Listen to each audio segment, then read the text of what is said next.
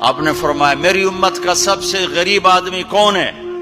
کہا جی جس کے پاس پیسے نہ ہو. کا نہیں، میری امت کا غریب وہ ہے جو قیامت کے دن بڑے بڑے عمل لے کر آئے گا، حج، نماز، روزہ، زکوٰۃ، جہاد، تبلیغ، ذکر، تلاوت، پتہ نہیں کیا کچھ، لیکن حقوق العباد برباد کیے ہوں گے. کسی کو گالی دی، کسی کو تھپڑ مارا، کسی کی زمین دبائی، کسی کا گھر دبایا، کسی کے خلاف جھوٹا کیس کیا، جھوٹی گواہی دی، نوکر کو مارا، نوکرانی کو مارا. وہ سارے آ جائیں گے، یا اللہ ہمارا حق، کہہ گے اتنی نمازیں دے دو، اتنے روزے دے دو، اتنے عمرے دے دو، اتنے حج دے دو، اتنا ذکر دے دو، اتنی تلاوت دے دو. وہ مائنس ہوتے ہوتے ہوتے ہوتے ہوتے وہ زیرو ہو جائے گا.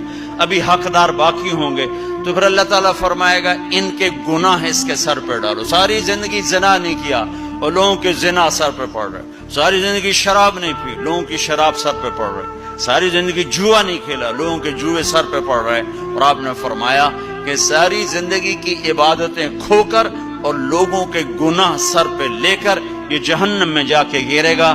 یہ میری امت کا غریب ہے.